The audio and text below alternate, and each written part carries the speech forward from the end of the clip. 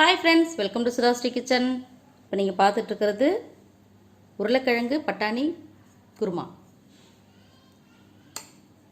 ரொம்ப அருமையா இருக்கும். இது எப்படி செய்யறதுன்னு வீடியோக்குள்ள போய் பார்க்கலாமா? இந்த ஆலு மட்டர் கிரேவி எப்படி இருக்குன்னு டேஸ்ட் பண்ணி பார்க்கலாமா?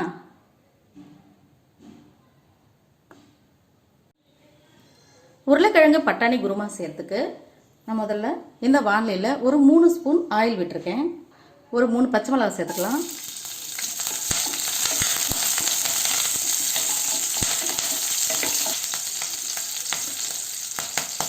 பச்சை மிளகாய் பொரிஞ்ச பிறகு 1 கப் ஆனியன். இந்த வெங்காயம் நல்லா வதங்கி வரணும்.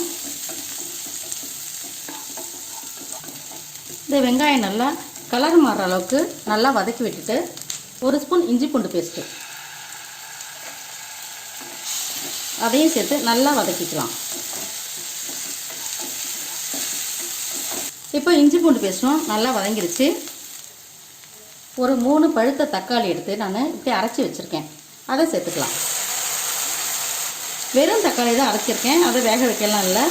இப்போ இதில் இது எண்ணெய் பிரிகிற அளவுக்கு நல்லா வதக்கிக்கணும். ஒரு சிட்டிக்கு உப்பு போட்டோம்னா சீக்கிரம் வதங்கும், அதனால் கொஞ்சோண்டு உப்பு போட்டிருக்கேன். அதுக்கப்புறம் நம்ம இந்த குருமாவுக்கு தேவையான அளவுக்கு உப்பு சேர்த்துக்கலாம். இப்போ நல்லா வதங்கிடுச்சு. இந்த தக்காளி விழுதை நம்ம சேர்த்தோம், நல்லா வதங்கிடுச்சு. அடுத்தது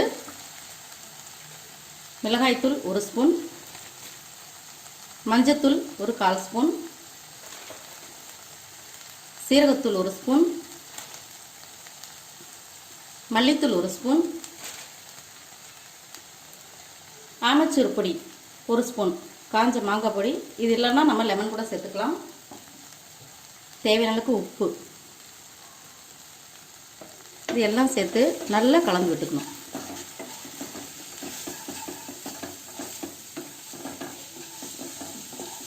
இப்போ இந்த விழுதை நம்ம நல்லா வதக்கியாச்சு.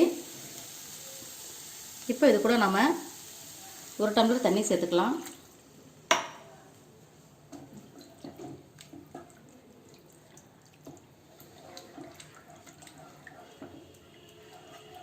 இப்போ நமக்கு கிரேவிக்கு தேவையான அளவுக்கு தண்ணீர் சேர்த்துட்டு கொஞ்ச நேரம் கொதிக்க வைக்கலாம். இப்போ நம்மளோட கிரேவி நல்லா கொதித்து வந்துட்டு இருக்குது. இப்போ 1 கப்பு வேக வச்ச உருளைக்கிழங்கு, இது நான் முதல்ல வேக வச்சு வச்சுருக்கேன். இந்த வேக வச்ச உருளைக்கிழங்கு சேர்த்துக்கலாம்.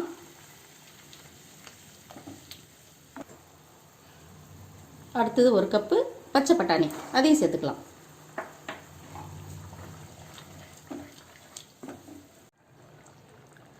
நம்ம இப்போ இந்த கிரேவியில் உருளைக்கிழங்கு பட்டாணி எல்லாம் நம்ம சேர்த்தாச்சு. இப்போ ஒரு மூடி போட்டு மூடிடுவோம். இதை லோ ஃப்ளேம்லேயே வச்சுருவோம். ஒரு 10 நிமிஷம் கழித்து பார்க்கலாம்.